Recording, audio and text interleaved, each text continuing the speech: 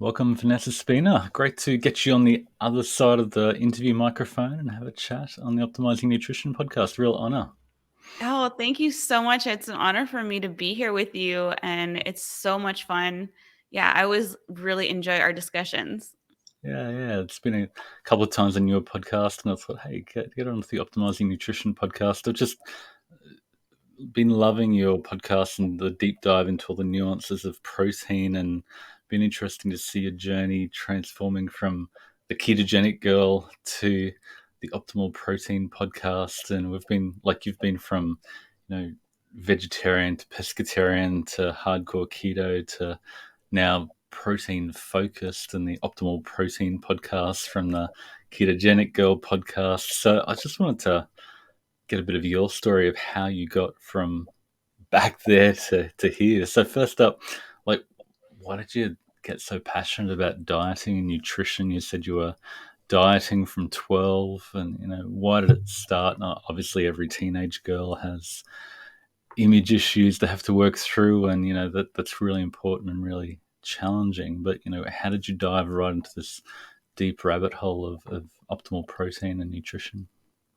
Man, if I could go back and tell myself what I know now about protein, like, do you ever think about that? I mean, it's Yeah. hard not to, right? When you learn and grow. And I would have given myself like three pieces of advice. I would have said, just eat all the protein, start resistance training, like even back then, and just focus on that nutrient density Yeah. and like what a difference it would have Yeah. made. And obviously we can't go back in time, but we can share and share and share as much as possible so that other people can learn from our mistakes, right?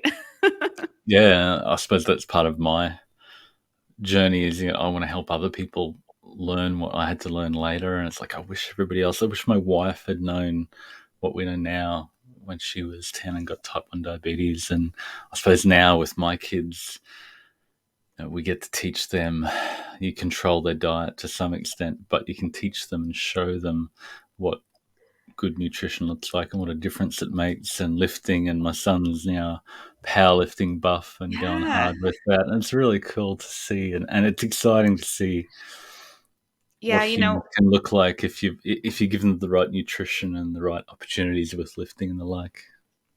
it's really exciting, as you said, with our son Luca. And my brother had we were having this really honest conversation. He struggled with similar issues that I have. And, he's like, I just hope Luca doesn't have to deal with the stuff that we have. And I was like, he won't, because he's got the knowledge about optimal protein, and we're going to share it with him. And that's, how we are nourishing him with nutrient dense food, prioritizing protein. Like, he's never going to have to worry about these Mm. things or deal with these things that we've had to. So at least we can pass it on, to our children. That really does, make a difference, and knowing that they won't have to deal with those things too. Yeah, so you've got an 8-month-old son now. I think you said the first thing he ate was liver. Was that other than breast milk? That was his first food. I gave him some liver, like pureed liver, so like a pate, and it was very fitting because anyone who's followed me for a while knows, like, I'm really obsessed with pate, and like I used to share it, in my stories and videos every week, and yeah, it's just such an incredibly nutrient dense food, so Mm. nourishing. And yeah, he loved it. I was really like, I'm so Yeah. curious about our innate He didn't instincts. turn up his face and go, "Yeah, what's that, mum?" No, like he really loved it. So, and obviously his body needed, something that was in there. I always find, like we were talking about, liver tastes divine. And I'm talking about poultry liver, because I don't do beef liver. Right. I can't. It's just the next level. But the poultry liver, when you, I think, need the nutrients from it, if you're really in tune with your body signaling, it tastes divine. And when it doesn't, that's when we know, like, I don't need any liver right now. So it's kind of like part of intuitive eating. But yeah, it was his first food. And, he doesn't have it so much now. We do a lot of like steak and lamb, and we do baby led weaning. So he just eats whatever we're eating. That's great. Yeah, the fascinating studies. Have you heard of Clara's kids? Back in, I think it was the 1930s, this lady had opportunity to take these newly weaned kids that had no exposure to any other food in an orphanage situation, and they gave them, I think, like 24 or 30 different jars of all these potentially weird foods, from like sauerkraut to liver and brains and meat and juice and whatever. And no kid ate the same thing the Huh. same day every time. They just sort of marched around and went, "Oh, I feel like that today, and I feel like that today, and I feel like that," and things that people would never eat and never feed their kids other than you. Um, that's what they ate, and they grew and they thrived. And our whole food system is so conditioned and by culture and parents and advertising. But yeah, when we let our appetite free, it's really amazing. So, going back to 12-year-old Vanessa, how did you become a vegetarian initially? Is that a family thing or? No, I kind of did it on my own. And so back then, I started eating a lot of processed food, a lot of like high, sugar food, a lot of carbs. And I was just like super addicted to junk food and candy. And I lived for it. Like I lived for candy. I lived for going to the corner store and getting like gum and all these candies that you could get. And it's crazy to think about like how I think there are certain people that have maybe a brain that's more predisposed to really like grabbing onto that kind of food. And like you and I were talking about the other day on my podcast, is those dopamine hits that you get. They're so unnaturally high that you actually do get high from these foods. And then you have to eat them just to feel normal after. Mm, So it's a real trap that you can get into. So I really became addicted to these foods. They started having a pretty bad impact on my body composition, and I didn't feel good. I was gaining more weight than like the other girls in my class and starting to feel super self-conscious. And for some reason I got this idea that being vegetarian, it was equated with health. mm, I don't know where I would have gotten that from, but I had this idea that vegetarianism meant health. Being plant-based meant that you were going to be optimally healthy. So I thought, well, if I get optimally healthy, then I will correct my body composition, which I didn't, know what that was yet. But didn't that understand was what my that meant. goal. Sorry. You didn't understand what that meant back then, really, as Yeah. much as you do now.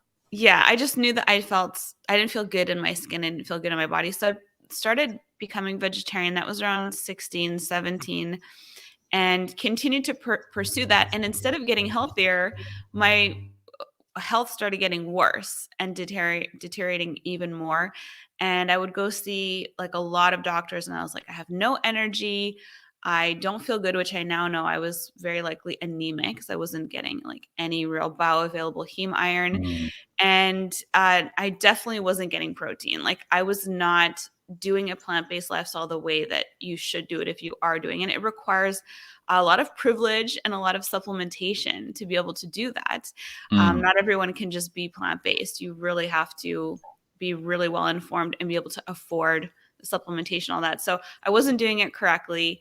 I didn't have the knowledge to do it correctly. And actually, my vegetarian naturopath said, why don't you try introducing some animal foods back into your diet? wow. And Vegetarian naturopath, that's great. yeah, and obviously he really believed in his name is actually Dr. Madsen, and he's written some textbooks that are part of the naturopathic and Wow. nutritionist programs in Canada. So I was really lucky to go see him, but he obviously really believed in being plant-based and still recommended that I do this. And I lived in Vancouver, which has amazing access to fresh seafood. So I started with fish. Like that seemed like the most accessible. If you've been vegetarian, you're like, yeah, fish, Yeah, like I fish can is do okay. the seafood. It's not as like hard to eat. And then I started bringing in the poultry back, like chicken and turkey, and that also felt like doable. It was really hard for me to like reincorporate beef and red meat for a long time. And then I finally, when I started doing keto, started, seeing these benefits that I was getting and making the connection between my diet and like these foods.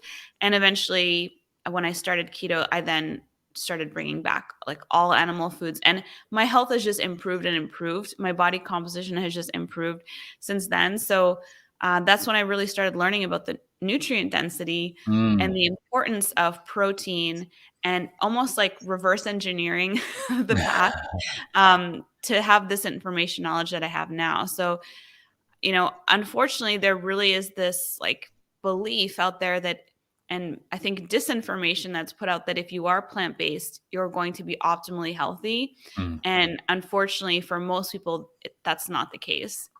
Yeah, there's so many plant-based is just such a nebulous, open-ended term, and if you watch Game Changers or those sort of pop culture things, it's all about just not eating any animals, and that can be anything. That can be a very nutrient-dense whole food diet with lots of plants and veggies and healthy things, but can also just be, sugar, flour, seed oils all mixed together, which is the Candy. epitome of modern junk food. So Yeah. it just opens the door for all the garbage food in the center aisles of the supermarkets. So yeah, but pescatarian can definitely be quite a nutritious.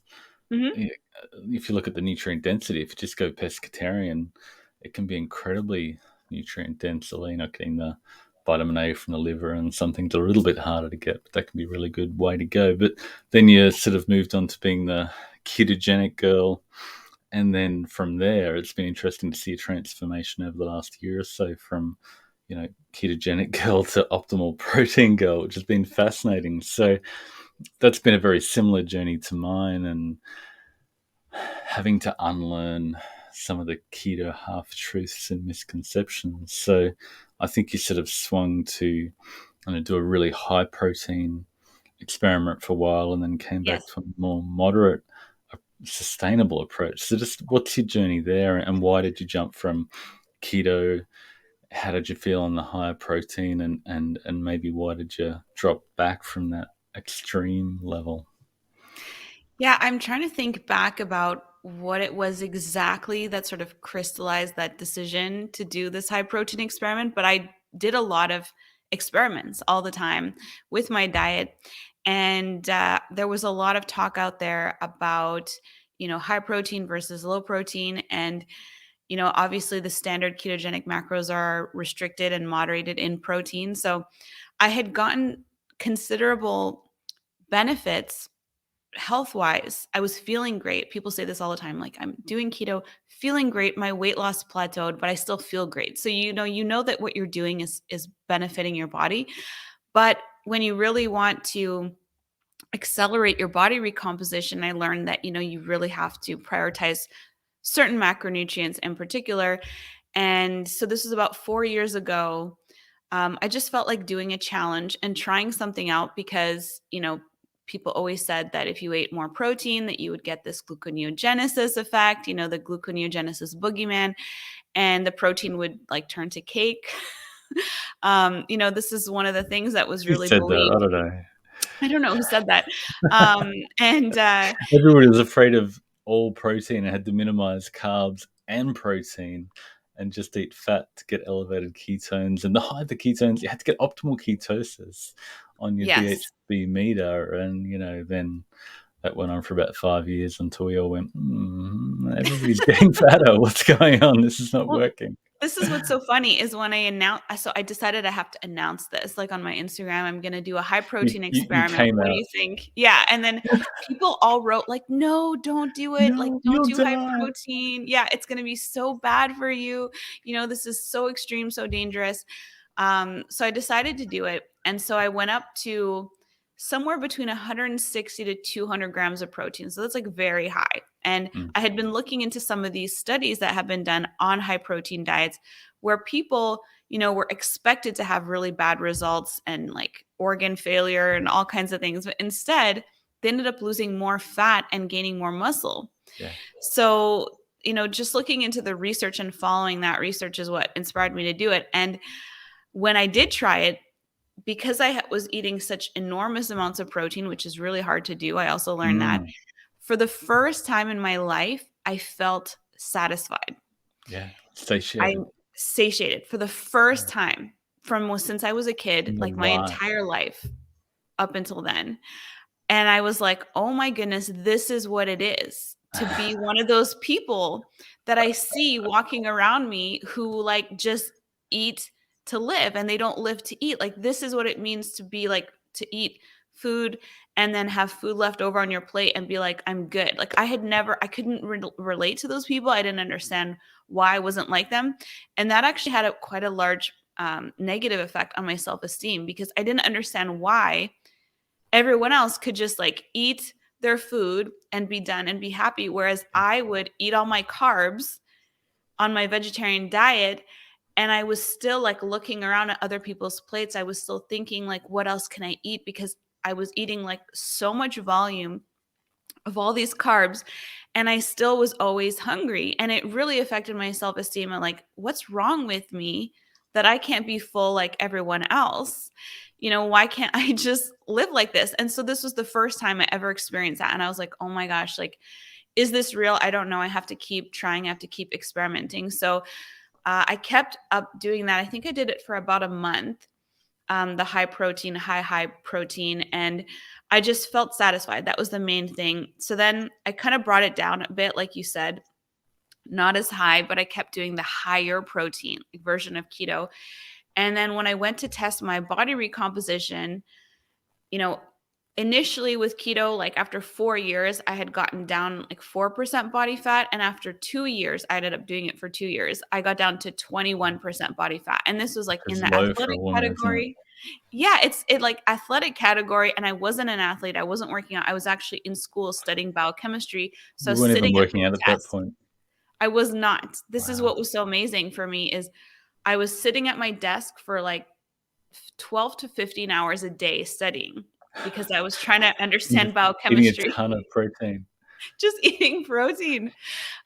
So, when I went back for the scan, going from 38% to 34 on keto and Wow. then 34% to 21 without working out, I'm like, I'm an athlete now. Like, what's I've been sitting in my butt reading books. What? what's It's happening? crazy. Yeah, and I gained 8 pounds of lean body mass, which is like not all muscle, but obviously I was so deficient in protein from Mm. just eating like carbs for most of my life, getting trace amounts of Vegetarian and then protein. low protein keto to avoid protein, and you're still hungry as, and you feel like it's a moral failing because I'm always hungry and I want to steal the kid next to me's food, and Yeah. Oh, yeah. you're I was always addicted to eyeing my food, and then you husband's just like give your body leftovers what it and stuff. needs. Sorry. Yeah. It was just, it had such an effect on me to always be like eyeing whatever my husband had left on his plate and just not understanding. And now, looking back and seeing how I am now and how I operate, I still take pictures of my plate when I'm done eating and there is still food on there because I'm still in disbelief that I've eaten and there's still food and there's still food on my husband's plate and I don't care. Like so that's such an incredibly powerful paradigm shift for anyone Mm. who's ever experienced that like obsession with food. If you're just eating carbs, not getting enough protein, that you will think about it all the time and you will always be like thinking about what you're going to eat at your next meal while you're having like you constantly think about it to all of a sudden all of that noise falls away and you're like I don't even care. Like people will be, like will make plans to go to a restaurant and I used to like research restaurants and look at the menus and make sure I'd be able to find my like keto meals there and get a lot of anxiety about that. And now if someone makes plans, I'm like, I don't care where we go because everywhere is going to have some protein. And, I can always just get like veggies on the side instead of whatever. So that's like quite a liberating, freeing thing and quite a change. And so having a change like that, it makes you very passionate about this information, wanting to You want to apply share your it with the world. just wanting to share it with everyone because you feel such a huge difference and now you can take all that extra energy and like pursue your dreams and live out all your goals instead of like wasting all this energy thinking about food. Like it's such a waste Yeah. of time. That is so awesome. Yeah, satiety is completely where it's at. Once you nail that satiety equation for yourself, everything just falls into place. Your appetite settles down. You're no longer addicted to food.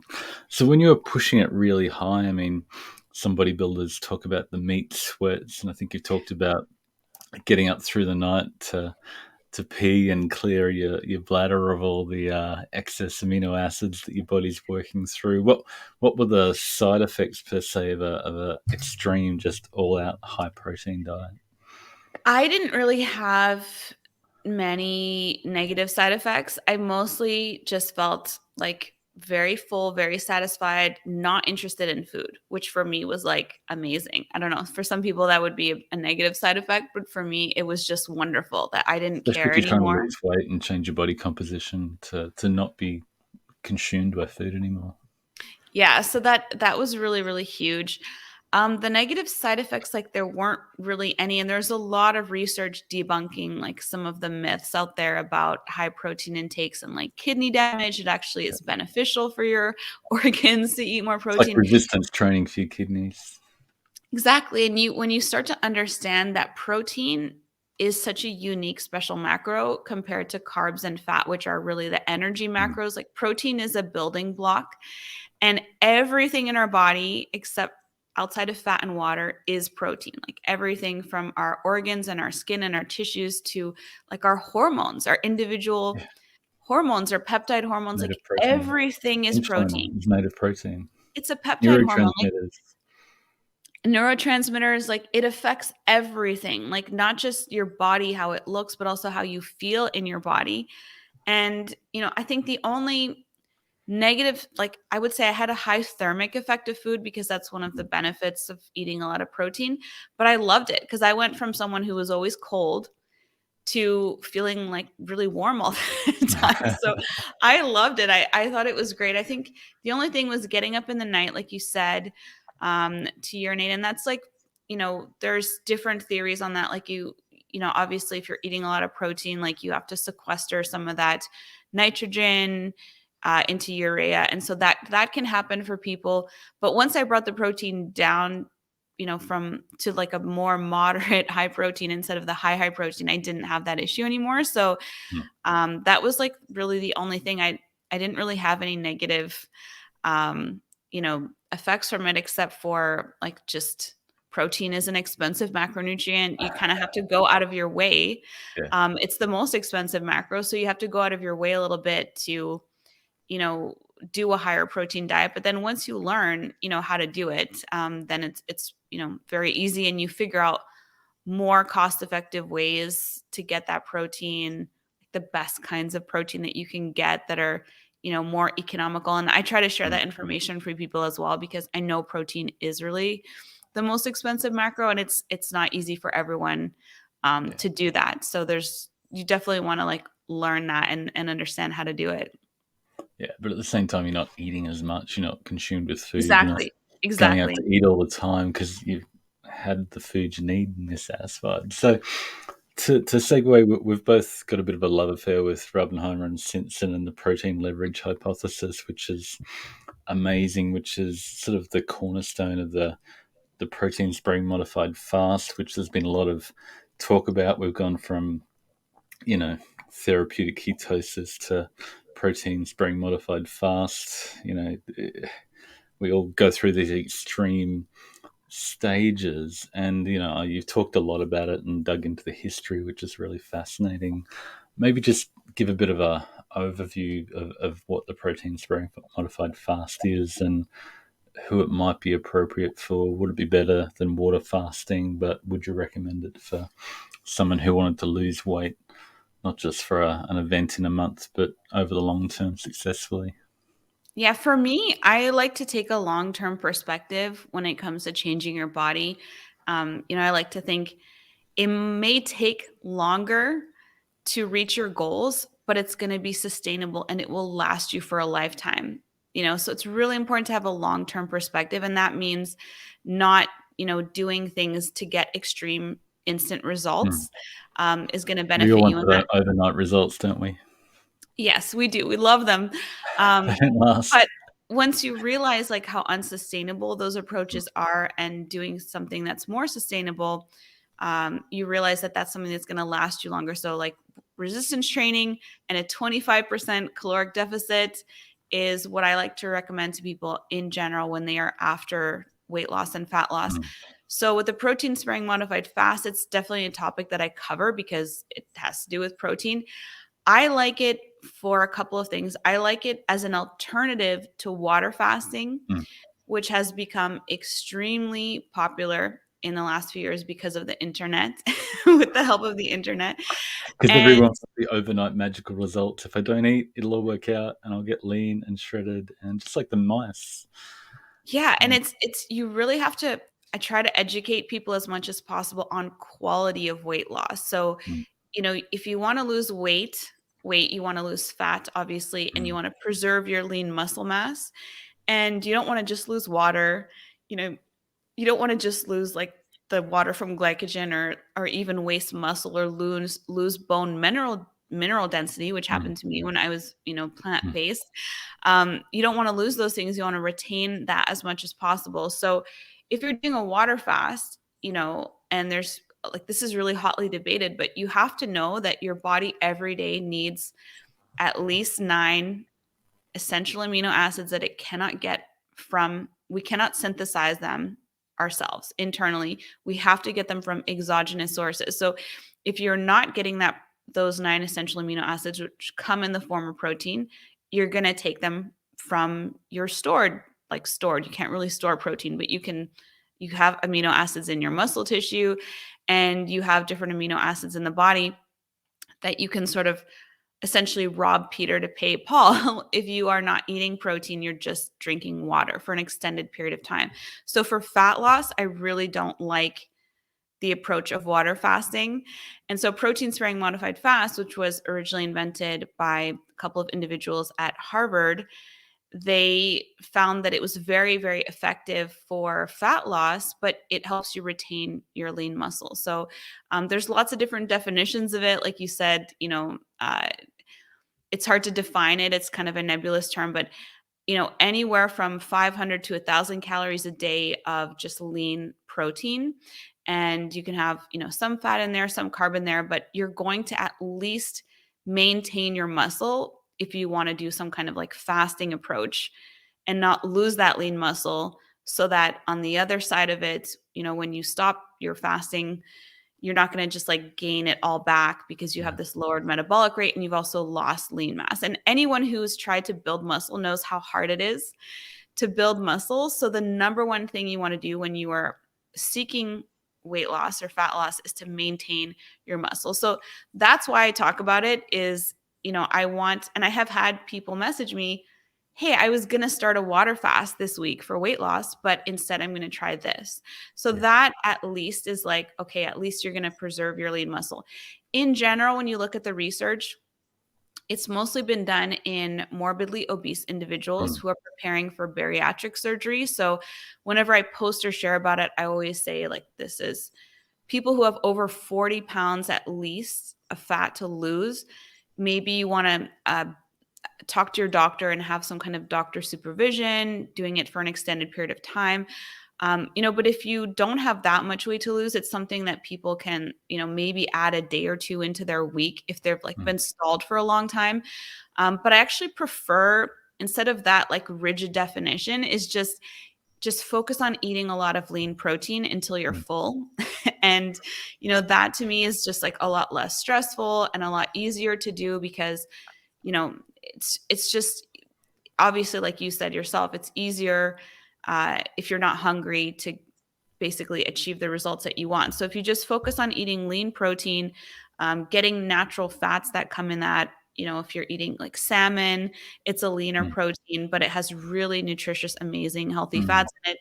You just eat a lot of fish, a lot of like leaner cuts of steak. Seafood is great. Lean yogurt, dairy, like the lower mm, fat dairy is really helpful for that. And focusing on that until you're full, and maybe, having some healthy, low glycemic carbs with that, just to get things like moving is doing like, it's basically just like a really low fat day, which is like, mm. um, achievable and something that people can insert into their day, but you can also use it to help you achieve that 25% caloric deficit like over the period of a week. But in general, I really prefer the longer term approach of just a 25% caloric deficit, and focusing on prioritizing protein, doing a higher protein approach. I think that that's just more, sustainable and beneficial in the long term. Yeah, good overview. And like, there's a study from Kevin Hall where he shows that your body loses about 400 calories or 100 grams of stored protein in the first few days, and then that drops back to about 60 grams of protein. So if you fast for a week or two, at the end, your body's going to be trying to compensate for that. So there's going to be not just have you decreased your metabolic rate because you've lost lean mass, you're going to be going, I need to make up for that loss of protein to rebuild my muscles. And you're just going to be uncontrollably eating, basically. Yes. And, I think just the whole idea of focusing on, making sure that you hit that protein target for you is so, so important. And I think that there is a lot of really interesting research like backing it up. Like you said, that, you can achieve really amazing benefits by doing that. And you don't want to affect your body in a way that you're going to have a difficult time like getting off the diet or like sort Mm. of bouncing back afterwards. Yeah, if you haven't learned to eat properly on the way down, there's no way you're going to be able to maintain it, sustain it. And there's, like I mentioned to you, the last chance diet. If you want to check out some great examples of why an aggressive, protein sparing modified fast unsupervised is not a good idea, you check out the Amazon reviews for the last chance diet, which was they piggybacked off George Blackburn's work and made a Prolin, not Prolon, but Prolin, just collagen drink, which is 400 calories a day. And different reports say 17 to 60 people died because they lost heart muscle and lack of minerals and potassium. So, you can't, if the more extreme you go in your diet, the more careful you have to be, and the more you have to focus on nutrient density, and it just becomes really, really critical to dial in your nutrition if you're going for an extreme energy deficit at that point. Yeah, and I think just to Go piggyback on. on the last thing that you said, about the fasting is a lot of people don't realize how high the rates of protein loss or proteolysis happen in those first 3 days of a fast. And a lot of people out there are doing 3-day fasts over and over and over again. And, if you're going to do a fast for like a therapeutic reason, like whether it's to reset your immune system or, to get some beneficial autophagy, at least get through those 3 days and keep going, because if you just keep repeating the 3 days, you're just like maximizing the amount of protein loss. And you don't need Yeah. to water fast for autophagy. You can get so much autophagy from a protein sparing modified fast Mm, if you're doing that instead of a water fast, and from exercise and mm. just like eating well and triggering muscle protein synthesis and doing healthy exercise, you will get that autophagy. And so for me, water fasting for fat loss is like the worst thing you can possibly do, especially if you're doing 3-day water fasts over and over again. You're really going to lose a lot of muscle. And like you said, you can lose heart muscle even. Yeah. Yeah, when I was doing the 2 or 3 day fasts, I'd go, "Oh, congratulations, you were really good. Have all the peanut butter and yogurt and everything that you could jam in your like the lean protein." I was no interest in that, and I think a lot of people are the same. And I just think what I've learnt now, if you fast so long that when you eat again, that you can't control what you're eating and you're making poorer food choices, you've fasted too long, and that might be half a day or 2 hours for some people. But if you've gone so long that you can't control what you eat, you can't make good choices, you're not going to make progress in the long term. I was reading Mark Matson's book Hmm. recently on fasting, and it sort of dawned on me that all these experiments are done in mice where, Right. you know, we did alternate day fasting and they got so much healthier, but the mice have the same rat chow, whether they eat 1 day or 2 days. But I've got donuts and pizza and unlimited, just the cupboard and fridge that I could just raid the nuts and everything else that, I'm not going to choose the kangaroo or, other healthy foods that I might choose on a good day when I'm feeling good. But when I'm just hungry, it's just like free for all. And I think that's where we come unstuck, just when we go so long that we can't make good food choices. So yeah, I think that's a really important differentiator. So ketones, you've gone down the rabbit hole of ketones and breath acetone, which is really fascinating. I was sort of banging on that about that a couple of years ago, and it just seems to be a much more useful marker of metabolic health to have elevated breath acetone to show you're using fat with low glucose. What have you found there? What did you find with BHB, and why did you go, hey, this breath acetone's worth jumping at?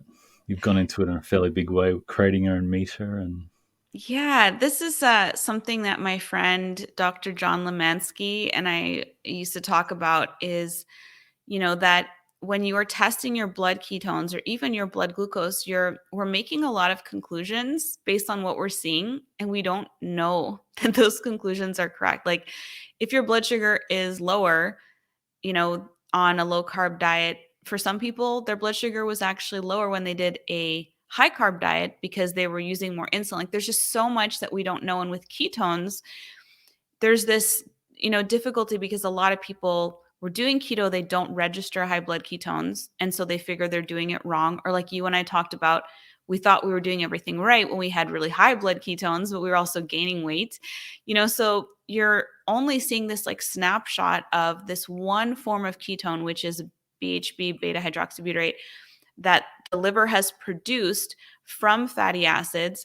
But that storage form doesn't tell you like how much you've used, what your burn rate is. And so I always wanted to be able to figure that out more. And I personally like tried different, breath ketone meters, and I just didn't find something that I found was like very useful in terms of quantifying what the numbers actually mean that you're seeing. So had this vision of creating like a very portable device that people could use, and I ended up creating the Tone device, and it helps you to see your breath acetone. And your breath acetone is a different form of ketone, so people know like they've tried maybe blood in the past or testing their urine. I love how you called them ketones. You have this acetoacetate that your body wastes, and it usually only happens before or while you're keto adapting. So you mm, stop getting feedback once you keto adapt, once your body figures out, how to utilize the acetoacetate. And at the beginning, you get really excited because you see these like strips turn purple and you're like, I'm in ketosis, but it doesn't give you any like mm, great data going forward. Whereas the breath does not seem to really change or fall off, even if you've been that's doing keto for fascinating. a long time. Yeah. And it Yeah. also, one of the things that we've been seeing is that on higher protein keto approaches, that you are still burning fat, which makes sense because if you look at all the research on higher protein intakes, body fat burning does go up. And Mm, so the research showing that acetone is a biomarker for fat burning or lipid oxidation really excited me too. And the Tone device is just, it's a great way of getting additional feedback that you can use to test different things, different approaches. So mm, that's like the fun that we've all been having with it, is testing like what happens when I do this much protein, what happens when I do this kind of workout, what happens when I do, this kind of this many calories versus that many if I do a carb up, like what happens. And so we're all kind of learning a lot mm. from this data. And I'm working on doing like an actual study using all of this data so Cool. that we can start to get some better conclusions and understandings, because it's such a new science. Technology. Yeah. It is. And because ketone strips are cost prohibitive, the most people would really test is like once a day if you're Yeah. lucky. And now you're able to get all these data points like across the whole day. Some people For wake free. up in the middle of the night and they're like, what are my ketones? And they test them because you What? just have to blow into it for 5 seconds, right? So now we're getting data points in the middle of the night. Like it's really, really fascinating. Yeah, that's really fascinating. And like you said, the ketones decrease after a few weeks, but then the BHB seems to do the same thing. We see in our challenges when people were testing them, they'd go up for a couple of weeks as people started to lose weight, and then they'd taper off. And at that point, a lot of people, I know I did a while ago, go, okay, what's going wrong? Am I doing it wrong? Do I need to add more fat? But then you see all the metabolically healthy people, their ketones are dropping too. And even the Virtus study, after 3 years, the ketones went up to like zero point 0.6 after 6 weeks and then dropped down to like zero point 0.4 or zero point 0.5. And I'm looking forward to the long term data to come out. And it's like, well, on the ultimate ketogenic diet supervised by the world gurus in ketosis, they're not in ketosis according to the BHB because your body adapts to using it. You just don't have this excess energy spilling into your bloodstream, which is not a good thing, whether it's glucose, ketones, or free fatty acids. So yeah, but it's interesting that on the breath you can see that it continues. So a few rapid fire questions to wrap up: strong Mhm. versus skinny. Which one would you choose and why? I use this hashtag all the time. Definitely strong. I think we were all pursuing skinny for a long time, especially women, but being strong really is where it's at. And it really, your muscle really is your metabolic currency, as Mm. Dr. Gabrielle Lyon says. Yeah, she's done a lot of really good work just encouraging women, especially to get more protein, lift heavy, and then you'll look and feel amazing. And, you might not be as lean as you might be if you starved yourself to the point where you rebound, but that's fine because you look robust and healthy.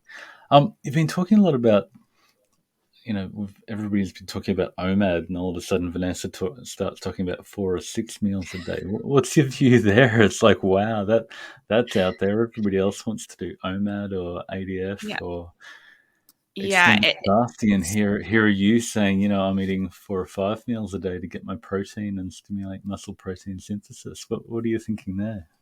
Yeah, I've always kind of been up against OMAD for the last few years because every time you eat a protein meal, you have an opportunity to burn fat if you get enough protein to trigger muscle protein synthesis. So if you don't eat that meal and instead you try to get all your protein at one meal, you're missing out on 2 to 3 or even 4 opportunities in the day to be in this anabolic, like muscle building state in the body. And so, if your goal is to build muscle and you're doing one meal a day, you're really not going to get there very easily because you're only able to trigger muscle protein synthesis at one time, and any protein you eat above that threshold where there's this leucine amount. Leucine is a BCA that once you increase it in the blood by a certain level, about 3 to 4 grams, you trigger muscle protein synthesis, which is a very energetically expensive process,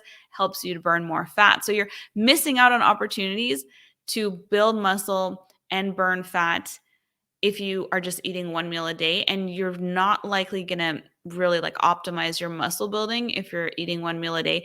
And if you go over that amount that your body needs, a lot of that protein is likely going to be turned to glucose. So it's much better to space your protein for the day out into as many meals as you can. So I did the 2 meal a day thing for years, and since I've been learning more about this in the last few years, I now do 3 meals a day. If I could, I would do four.